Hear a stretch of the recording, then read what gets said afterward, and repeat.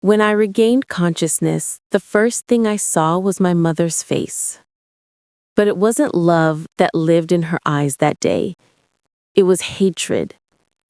Cold, quiet, burning hatred that sliced deeper than any slap could. Her mouth trembled as if she wanted to say something, but instead she bit her fingernails. The same nervous habit she always had when she was angry at me, but didn't know how to say it. The sound of her teeth against her nails echoed in my head like a ticking clock counting down to another storm. When I was a kid, that sound meant only one thing. My stepmother was coming. Every morning she'd wake me up, not with a gentle shake or a kind word, but by grabbing my hands and biting my fingernails. She'd mutter under her breath about how I didn't deserve to sleep in this house, how I was just like my mother, and how my father needed to see the monster I was becoming. Then she'd go straight to my father's room, her voice sharp and shrill, complaining about me, sometimes for something I hadn't even done. I used to pray he wouldn't listen. I used to pray that just once, he'd look at me and see the truth. But the moment she finished her story, he would rise. Slow, heavy, deliberate, and his footsteps down the hall would make my body freeze. I could hear the sound of his belt buckle, the scrape of his shoe against the wooden floor. And before I could even lift my head, his foot would slam into my side, over and over. The roaring sound filled my ears until I thought my skull would split open. And somewhere in that chaos, I learned something I wish I hadn't. Sometimes silence hurts more than the noise. Nights were the worst. I couldn't sleep. Every time I closed my eyes, I saw her face again. My stepmother.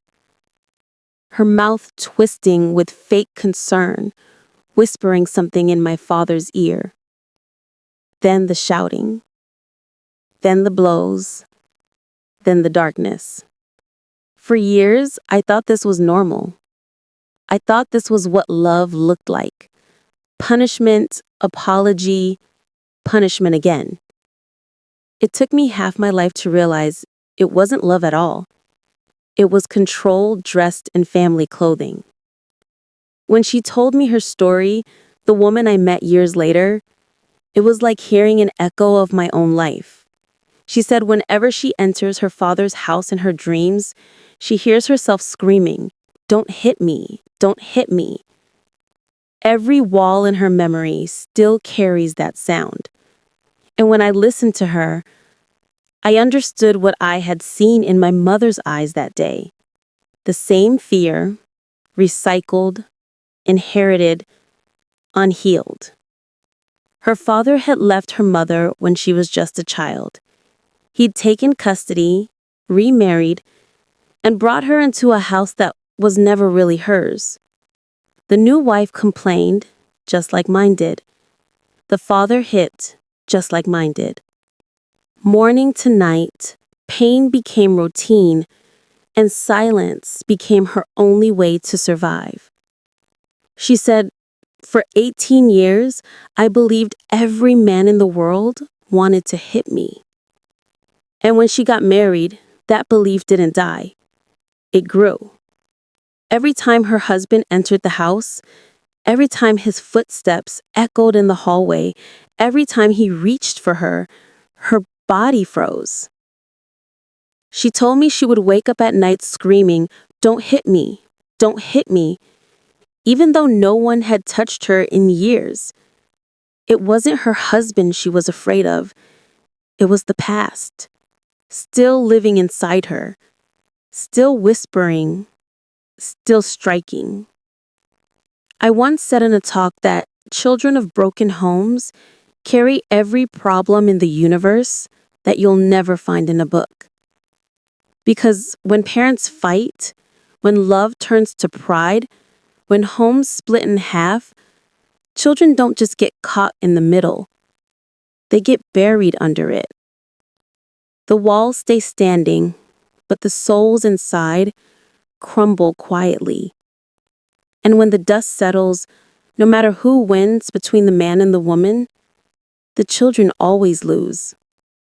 But that day, as I looked into her trembling eyes, I realized something even darker. Sometimes the pain doesn't stop with one generation. It waits for the next one to arrive. She told me something that still echoes inside my head. That trauma doesn't knock before it enters your life. It just moves in and rearranges everything. She said that for years she believed her body was cursed, that something inside her was built wrong. Every relationship, every friendship, every smile, she sabotaged them before they could breathe. It's safer to destroy something first, she whispered, than to wait for someone else to destroy it for you. I understood her without needing to say a word, because I used to do the same. You learn to flinch before anyone raises their hand. You learn to anticipate pain before it happens. That's what childhood fear does. It trains you like a soldier in a war that never ends. Even in peace, your body stays ready for impact. She said her husband never hit her, not once. He tried to love her. He tried to make her feel safe. But safety wasn't something she could see anymore. It was something she didn't trust. Whenever he reached out to touch her shoulder, she'd freeze. Whenever he raised his voice, even in laughter, her heartbeat would sprint like it was running from the past. One night, she confessed, she woke up on the floor beside the bed, shaking and screaming, "Don't hit me!" Her husband stood there, terrified, holding nothing but silence. That's when she realized she wasn't living with him, she was still living with her father's shadow. And that's the cruel thing about pain. It travels. It finds new homes. It hides in smiles, in marriages, in lullabies sung to children who don't yet know what fear tastes like. It becomes a language you speak without words. She said she couldn't have children because she was scared she'd pass that fear on. What if my child looks at me the way I used to look at my father? She said. What if I become the very thing I escaped? I didn't have answers. Maybe no one does. But I told her something my therapist once said to me. What isn't healed gets handed down. And she went quiet, because that's the truth most people don't want to hear. Pain doesn't die when you ignore it. It hides. It waits. It gets passed like an inheritance, quietly, invisibly, from one generation to the next. I remember when I first tried to talk to my own mother about what happened. I asked her why she didn't stop it, why she let him hurt me. She just looked at me and said, "You think I wasn't hurt too?" And in that one sentence, decades of silence made sense. She wasn't strong enough to save me because no one had ever saved her. We were both survivors, pretending to be normal. We were both broken people trying to protect our cracks from showing. That's when I realized something that would change my life. Forgiveness isn't about letting someone else off the hook. It's about setting yourself free from the prison they built in your mind. You don't forgive because they deserve peace. You forgive because you do. And sometimes that's the only way to stop the chain from continuing. So I asked her, the woman who had been haunted for 18 years, if she'd ever tried forgiving her father. She shook her head. If I forgive him, it means it was okay. I told her, no, it doesn't mean it was okay. It just means you're done bleeding for his sins. She cried that night. Not loud, not dramatic, just quiet tears that left small wet spots on her shirt. The kind of crying that means something inside you has finally cracked open. And as I watched her, I realized something terrifying and beautiful all at once. Healing doesn't always look like victory. Sometimes it just looks like survival. But the next thing she told me, that changed everything. Because it wasn't just about survival anymore. It was about revenge disguised as redemption. She said she never planned it. Not in the beginning. Revenge, she told me, was never the goal. Healing was. But sometimes healing makes you see things too clearly. You start noticing the patterns, the faces, the same cruelty wearing different masks. That's what happened when she found out her father was sick. The man who had built her nightmares was now lying in a hospital bed, helpless, weak, barely breathing. Everyone told her it was time to forgive, to let go, to be the bigger person. But she said something that froze me.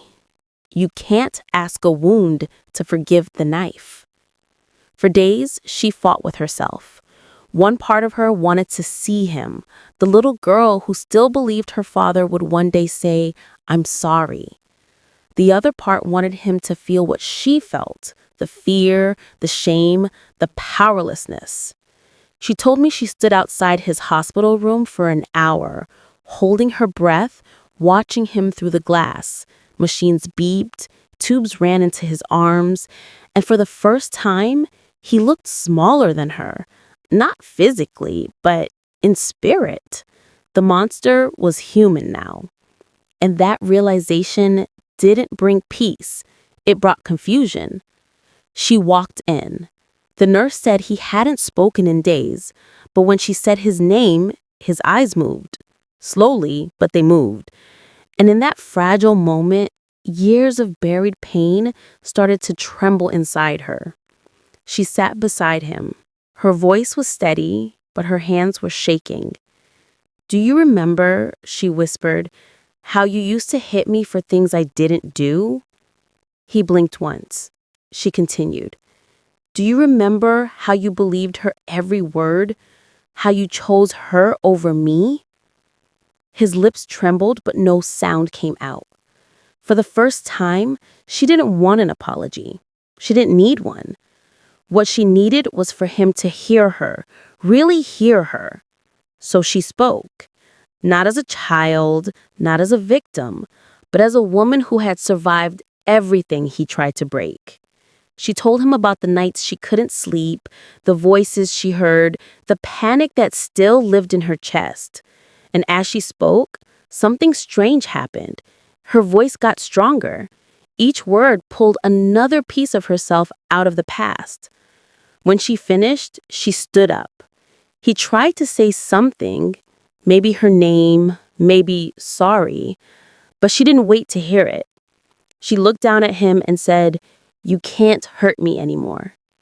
Then she turned and walked away. No dramatic music, no cinematic goodbye, just the sound of footsteps down a cold hospital hallway, echoing like freedom. She told me later that she didn't feel anger afterward. She didn't feel joy either.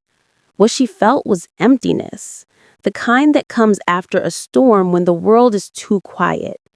She said revenge would make her feel powerful, but it just made her tired. That's when she learned that revenge and healing wear the same face. Both demand you confront your pain. The difference is revenge makes you relive it. Healing makes you release it. And yet, even after she let go, her nights didn't quiet down. The dreams still came. The screams still echoed. She said maybe trauma doesn't leave. Maybe it just learns to whisper instead of shout. I didn't know what to say because maybe she was right. Maybe some scars aren't meant to fade. They're meant to remind us who we had to become to survive. But what she told me next about her own daughter, that's when I realized the story wasn't ending. It was repeating. She had a daughter now, 6 years old, bright eyes, hair like morning sunlight. The kind of child who laughs without knowing what pain is yet. But she told me that sometimes, when her little girl laughs too loudly, her chest tightens. When the sound of small footsteps runs toward her too quickly, her body stiffens before she remembers she's safe. "It's like my fear wakes up before I do," she said. "My daughter runs to hug me, and my body thinks it's danger." That's what trauma does. It doesn't ask permission before showing up in your parenting. It hides in the smallest gestures. It whispers in the way you say, "Be careful." It shapes how you hold, how you protect, even how you love. She said one night her daughter had a nightmare. The child woke up crying, shaking, calling for her mother. She ran into her room, scooped her up, and held her tight. "It's okay, sweetheart. Mommy's here." But the child kept crying, repeating, "Don't hit me, don't hit me." The same words she had screamed in her own sleep for years. That broke her. She said she froze completely, not because her daughter was in pain, but because she realized the pain had found a new home. The ghosts hadn't died with her father. They had followed her into her own motherhood. And in that moment, she made a promise that the cycle would end with her, no matter what it cost. She started therapy again, this time not to forget, but to remember differently. She said healing isn't erasing the story, it's rewriting the way you tell it to yourself. She stopped running from the memories and started sitting with them. She said sometimes healing looked like sitting on the floor of her kitchen, crying quietly while her daughter colored on the tiles beside her. 2 generations, one learning what love means, and the other learning what love doesn't mean. She told me that one day, her daughter came home from school and said, "Mommy, why don't you laugh like other moms?" That question hit her harder than any belt ever had. Because in that single sentence, her daughter saw something she'd tried her whole life to hide, the absence of joy. That night, she stood in front of a mirror. She practiced smiling. It felt strange, mechanical, almost fake. But she kept doing it every day, not for herself, but for her little girl, because she wanted her to grow up believing that laughter wasn't dangerous, that love wasn't something you had to survive. She started taking her daughter to the park every weekend. At first, she just watched. But one day, her daughter grabbed her hand and said, "Come play with me." And for the first time in decades, she ran. She actually ran. Her hair flying, her lungs burning, her daughter laughing beside her. And in that moment, she realized she wasn't running from the past anymore. She was running towards something new. She told me later, "It's strange. I used to believe healing was about peace, but now I think it's about movement, about not letting the pain keep you still."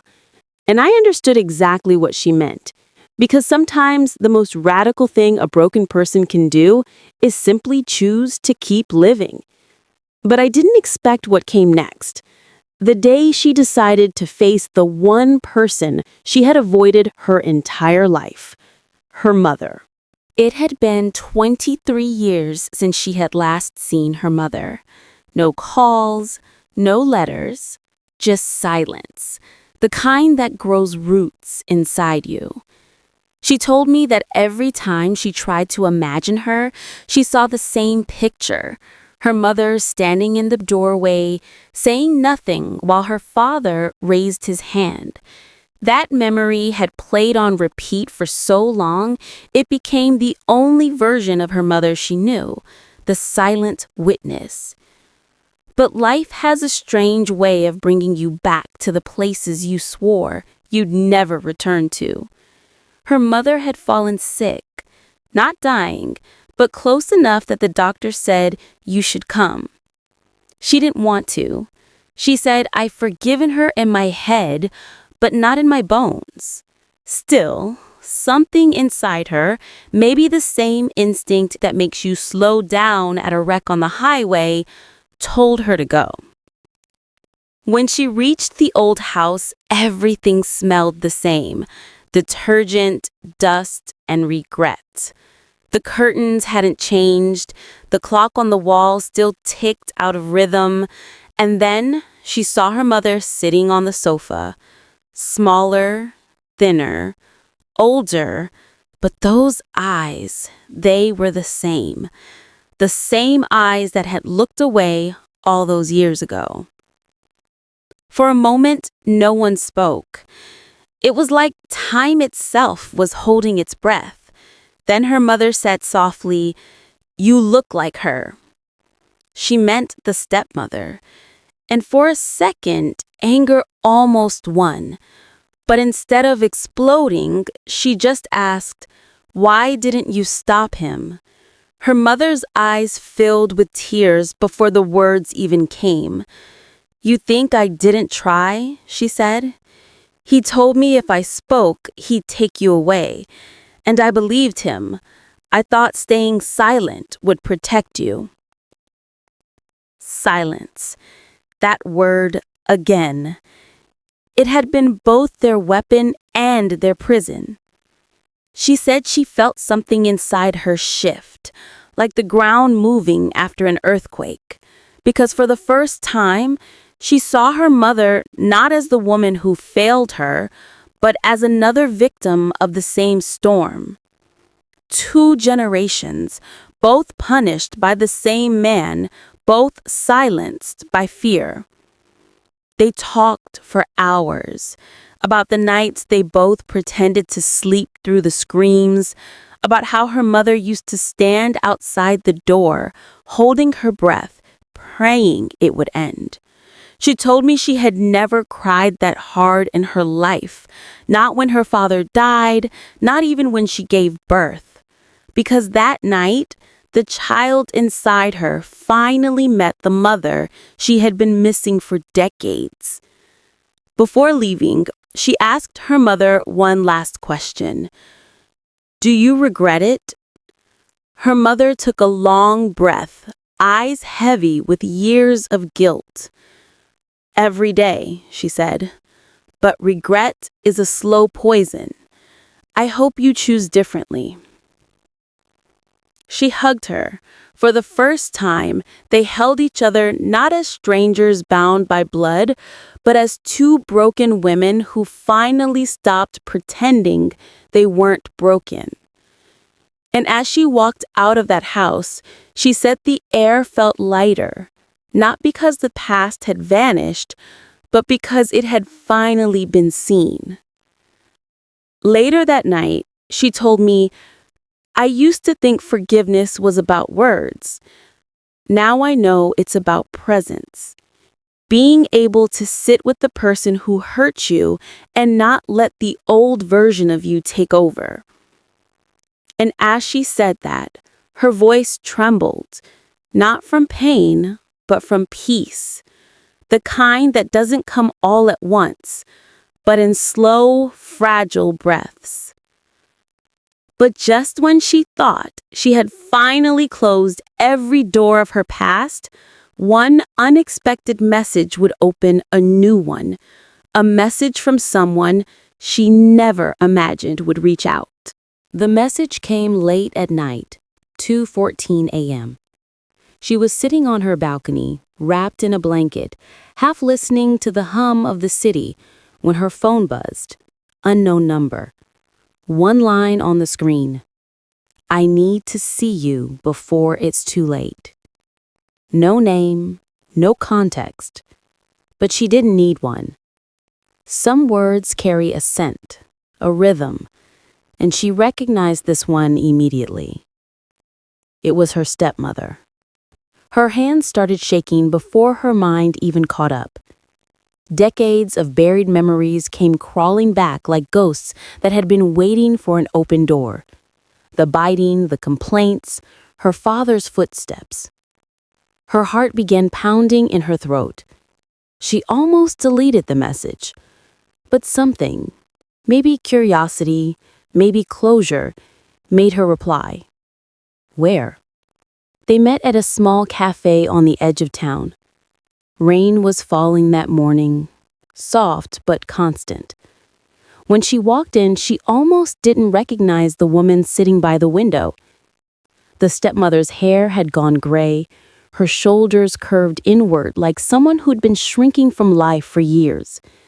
But the eyes, sharp, calculating, they hadn't changed. She didn't sit right away. "Why now?" she asked. The stepmother looked up, voice fragile, almost human.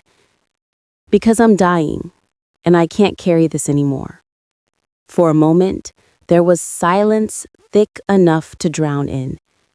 Then the older woman started talking. She said she used to tell herself she was doing the right thing, protecting the family, keeping order, but deep down, she knew she was jealous. Jealous of the girl's mother, jealous of her youth, her presence, the love her husband once gave her before it turned to control. Every time I saw you, she said, I saw everything I wasn't. She told her that the biting, the complaints, the lies, all of it, were ways to shift the pain, to make someone else carry what she couldn't. He listened to me because I fed his anger, and I did it because it was the only way I knew to survive.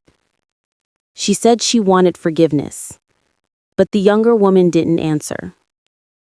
She just looked at her, really looked at her. And for the first time, she didn't see the monster from her childhood. She saw a woman hollowed out by guilt and years of pretending she was strong. The enemy she had feared all her life suddenly looked small, human. The stepmother reached for her hand, but she didn't take it. Instead, she asked quietly, "Did you ever think about what it did to me?" The older woman nodded, tears breaking through years of practiced pride. She said, "Every day. And I know there's no forgiveness big enough to fix that." The rain outside grew heavier. People passed by the window without noticing two generations sitting across from each other trying to untangle decades of hate. She finally stood up and said, "I don't know if I can forgive you, but I don't hate you anymore." Her stepmother smiled weakly, as if that sentence alone was more than she deserved. "That's enough," she whispered. "That's more mercy than I gave you." When she walked out of that cafe, the rain hit her face like baptism. Cold, real, cleansing. She didn't look back. Some stories don't end with apologies. They end when you stop needing one. That night, she sat beside her sleeping daughter and whispered, "It's over." But deep down, she knew it wasn't just the end of pain. It was the beginning of something else. The start of a life finally free from inherited ghosts. But a few months later, a letter arrived that would shatter her fragile peace and force her to confront the last secret her father had taken to his grave. The letter came in a plain white envelope. No return address, no markings, just her name, written in shaky, unfamiliar handwriting. It looked like it had been written by someone whose hands had forgotten steadiness. She almost threw it away. For months after that meeting with her stepmother, she'd been trying to live a quiet life. Therapy, morning walks, bedtime stories with her daughter. But peace has a way of making old secrets restless. She opened the envelope slowly. Inside was a folded piece of yellowed paper. Her breath caught when she saw the signature at the bottom, her father's name. The date, 2 weeks before he died. Her hands went cold. She sat down at the kitchen table, the same spot where she'd once cried as a teenager, and began to read. It wasn't an apology letter. It was worse. It was a confession. Her father wrote that he had known all along what his second wife had been doing to her. The biting, the humiliation, the lies, he had seen it, and he hadn't stopped it. Not because he didn't care, but because he couldn't bear to admit he'd made a mistake marrying her. "I built my pride out of your pain," he wrote. "Every time I hit you, I was hitting the part of myself that knew I'd failed as a man. Her eyes blurred. She could feel her pulse hammering in her ears. The words twisted in her chest like knives. If I could undo anything, it would be that I taught you fear instead of love. She read it again and again until the words lost meaning. Part of her wanted to scream. Another part wanted to burn the letter and pretend she never saw it. But something held her back. Maybe because, for the first time, she saw the truth not as a weapon, but as a wound. Her father had been broken long before he broke her. She told me that moment changed everything. It didn't make what he did okay, but it made it make sense. And sometimes that's all healing is. Not forgiveness, not closure, just understanding the architecture of your own pain. She put the letter in a box with her mother's photo, her daughter's drawings, and a few things she couldn't throw away. She said, "It's strange. I spent my whole life hating him for not protecting me.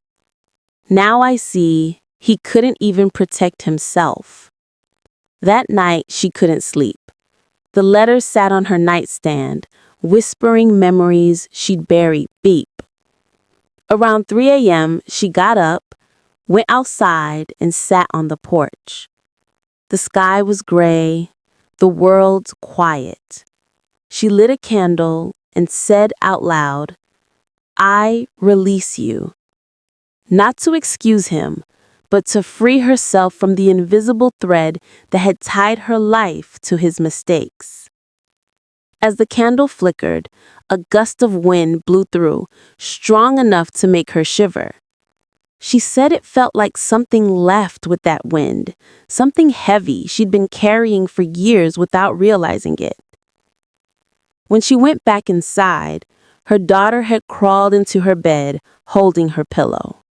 She lay down beside her, brushed her hair gently, and whispered, "You'll never have to unlearn fear."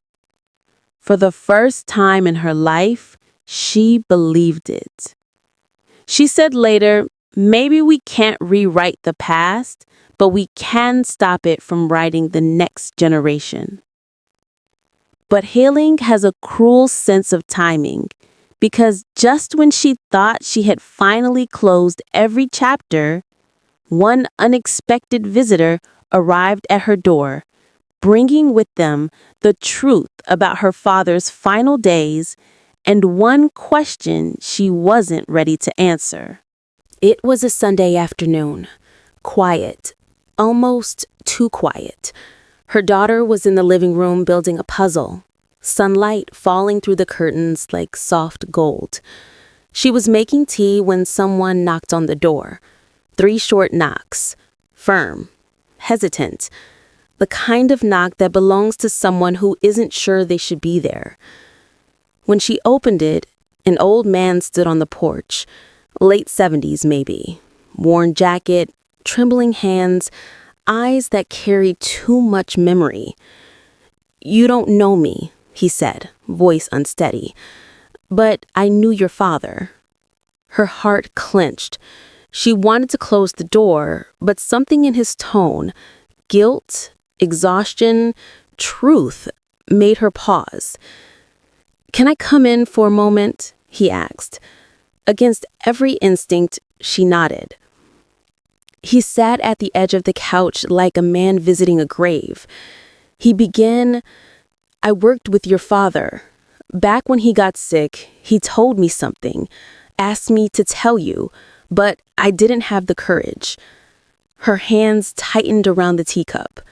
"What did he say?" The old man took a long breath. "He said he never wanted to leave this world without seeing you one last time, but he knew you wouldn't come, so he made me promise to tell you what he couldn't write." She swallowed hard. "He already wrote me a letter." He nodded. "I know, but there was something he didn't put in it because he didn't want you to hate your mother. Her body went still. The air in the room shifted. "What are you talking about?" The man looked down, voice trembling. "The day the court gave him custody, it wasn't his idea. Your mother gave you up. He begged her to fight for you, but she said she couldn't raise you, said she didn't have the strength." Her chest tightened like a fist around her heart. "That's not true," she whispered. "She told me he took me away." The man shook his head. He might have been a terrible husband, maybe even a worse father, but he didn't steal you.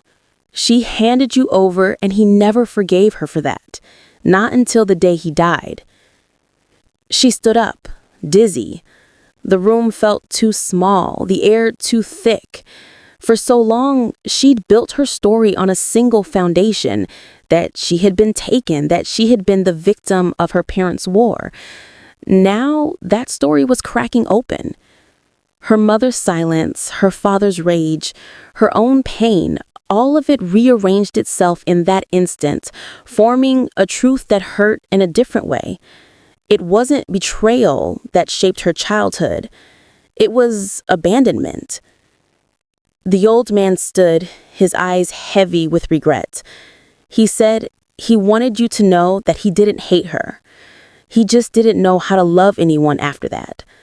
Then he handed her a small photo. Her father, younger, holding her as a baby. She hadn't seen that picture before. He was smiling, genuinely smiling. After he left, she sat there for a long time staring at the photo, the steam from her tea fading into the air.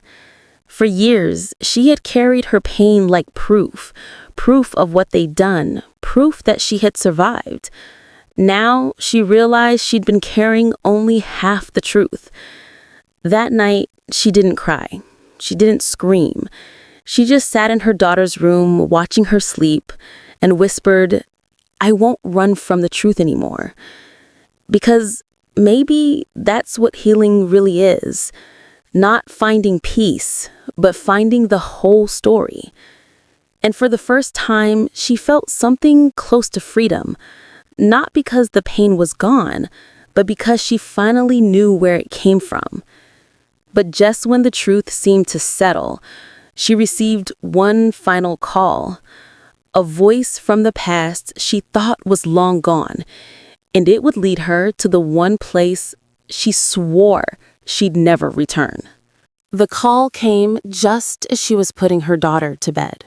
Her phone rang, an unknown number flashing on the screen. Something about it made her pause. The kind of pause that prickles your skin and tells you, this isn't ordinary. She answered cautiously. "Hello?" Her voice was steady, but inside, her heart was racing. "Is this your father's daughter?" the voice asked. Low, familiar, almost hesitant. She froze. There was a softness in it that she recognized immediately, a voice she hadn't heard since childhood, a voice that had screamed at her, yelled at her, punished her. And yet now, it was different. Older. Vulnerable. Yes, she whispered. "Who is this?" "Your father wanted me to call you before it's too late." The line went silent for a second. Then the voice spoke again, trembling, fragile. "It's your stepmother." Her mind spun. After all these years, after all the pain, the letters, the confessions, the truths she had been unearthing, now this? She gripped the phone tighter. "What do you want?" "I want to tell you things he never could. Things he didn't trust anyone else to say. Things that will explain why everything happened the way it did." Her pulse quickened. Part of her wanted to hang up. Part of her wanted to scream. But something deeper, maybe the part of her that survived everything, told her to listen.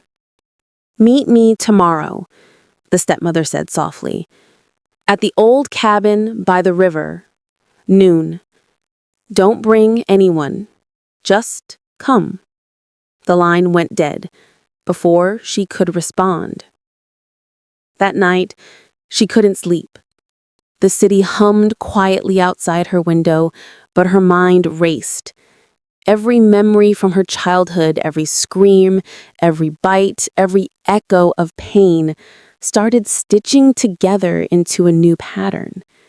She realized she had spent decades living in fragments of fear, fragments of anger, fragments of misunderstanding.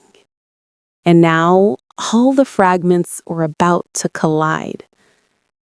The next morning, she drove to the cabin. The road was winding, lined with trees that had shed their leaves for winter, brown and brittle. The cabin looked small from the outside, almost fragile. She parked and walked up to the front door. It creaked open before she could knock. Her stepmother was there, looking smaller than the memories she carried. The house smelled of old wood, faint smoke, and something else. Something she couldn't place. Regret, pain, loneliness. "I'm not here to hurt you," the stepmother said immediately, her hands trembling. "I only want to tell you everything. The truth your father couldn't speak. The truths I couldn't live with. The truths that maybe you deserve to hear." She nodded slowly, unsure if she wanted to hear, but knowing she had to. For herself, for her daughter, for the girl she used to be. And then, in the silence of that cabin, the first words came. Words that would reveal secrets her father had taken to the grave, and a reality she never imagined. That the foundations of her childhood were built not only on fear, but on a complicated web of survival, deception, and love she never seen. She realized in that instant that this meeting would change everything. Not just the story of her past, but the way she would live the rest of her life. Because what her stepmother was about to reveal would shatter every certainty she had held about her father, herself, and the family she thought she knew. Her stepmother led her inside the cabin. The air smelled faintly of pine and old books, of a life paused in time. Dust motes danced in the sunlight that fell through the cracked windows. She took a seat at the small wooden table, her hands folded tightly, fingers interlaced. "Sit," she said softly. Her voice was calm now, but it carried decades of buried guilt. For a long moment, neither of them spoke. Outside, the river whispered, the water moving slowly, reflecting the gray sky. The silence was thick, heavy enough that she could feel her childhood memories pressing against her chest like a vice. Then finally, the stepmother spoke. "I never hated you. Not truly. I hated what you represented to me, what I thought you took from me. But the truth is, I was afraid of losing him, afraid of not being enough, afraid of everything I didn't understand." She swallowed hard. Every memory, the biting, the complaints, the way her father had punished her, now took on a different light. She had lived decades believing she was the only victim, but this woman, this stepmother, had been trapped too. Trapped by fear, she said out loud, almost to herself. Trapped by his anger. "Yes, your father, he loved you in his own broken way. He wasn't perfect, he made choices that hurt you, but I think he always tried to do what he thought was best. And I helped him hurt you because I was too scared to fight back against him."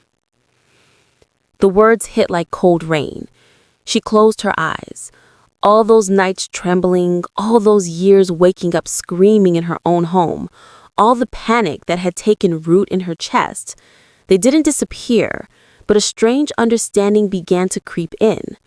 This wasn't just about cruelty. This was about fear, power, and survival. The stepmother reached into her pocket and pulled out a small envelope. She said, "He left this for you. He wanted you to have it, but he didn't think you'd ever come to me." Her hands shook as she took the envelope. Inside was another letter, shorter, more personal than the one she had received before. Her father wrote, "I failed you in ways that can never be undone. I wish I could take back every scream, every strike, every tear. But I hope you can live your life with more courage than I ever had. I hope you can forgive yourself as much as me." She read the words over and over, each time feeling both crushed and strangely lifted. For the first time, the anger that had been her constant companion softened. Not gone, but manageable.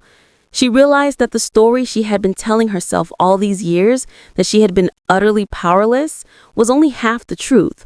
She had survived, she had loved, she had grown, and that was something her father, in his flawed way, had wanted for her all along. The stepmother watched her quietly, tears brimming in her eyes. She whispered, "I'm sorry for everything I did, not because it will fix anything, but because I finally have to face it, and because you deserve the truth." Outside, the river flowed, steady and patient, carrying away the echoes of the past. For the first time in decades, she felt like she could breathe without flinching.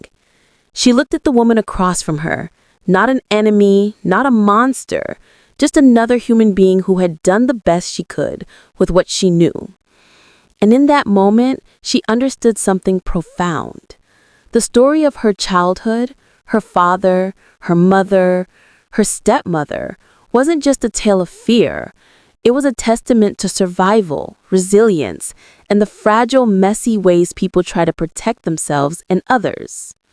But just as she thought the past had finally released its grip, a package arrived at her door, one that would pull her back into the secrets her father took to the grave, and force her to confront the darkest chapter she had never known. Weeks passed after the meeting at the cabin. She had begun to rebuild her life in subtle, almost imperceptible ways. Laughter with her daughter came easier. Her mornings felt lighter, and the nightmares that had once stalked her nights were quieter, more like whispers than screams. She thought the story was ending, that the past had finally loosened its grip. But life, as she had learned, has a way of proving that endings are rarely neat. The package arrived on a gray Thursday morning. No return address, just her name printed in the same careful script she hadn't seen in years. Something in her chest tightened. Not fear, not anger, but a strange anticipation. She brought it inside, set it on the kitchen counter, and stared at it. Carefully, almost reverently, she sliced it open. Inside was a small, worn journal, leather-bound, edges frayed, pages yellowed. She recognized the handwriting instantly, her father's. She sat down, hands trembling. Opening the journal was like unlocking a vault of secrets, some familiar, some shocking, some terrifyingly raw.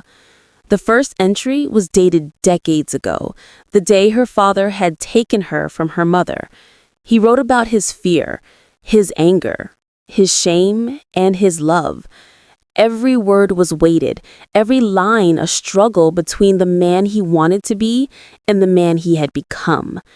As she read, she discovered the truths he had never spoken aloud, about the moments he had tried to protect her in secret, the nights he had cried alone because he didn't know how to be a father, the times he had been torn between love and pride. She learned things she never imagined, how he had watched over her from a distance, the ways he had failed her but still tried, and the terrible decisions that had shaped the course of all our lives. Some passages made her want to scream, others made her want to cry, and some, the ones that spoke of his fear, his loneliness, and his remorse, made her want to forgive him in ways she hadn't thought possible. For the first time, she saw the full picture. The girl who had endured unimaginable fear, the mother who had surrendered out of despair, the stepmother who had acted from jealousy and fear, and the father who had been trapped by his own limitations. Sitting there with the journal in her lap, she realized that the story of her life, the pain, the betrayal, the fear, wasn't just a story of suffering. It was a story of survival, resilience, and the impossible ways love persists even when it is flawed. She understood that she could finally close the chapters, not by erasing the past, but by facing it fully, with eyes wide open. Her daughter peeked into the kitchen, holding a crayon drawing, and said, "Mommy, are you okay?" She smiled, a real smile that reached her eyes. She said, "I'm better than okay. I'm finally free."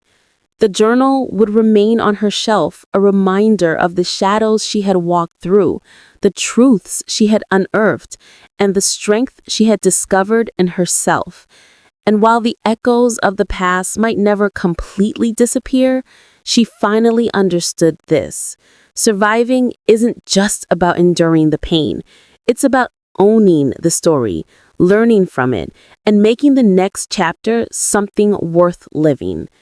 And in that moment, she knew, no matter what secrets, confessions, or surprises the past might still hold, she would meet them not as a frightened child, not as a broken woman, but as someone who had walked through the fire and emerged whole. Because the story of her life wasn't about the walls that trapped her, the hands that hit her, or the voices that screamed. It was about the heart that survived, the courage that endured, and the generations she would protect from the shadows of yesterday.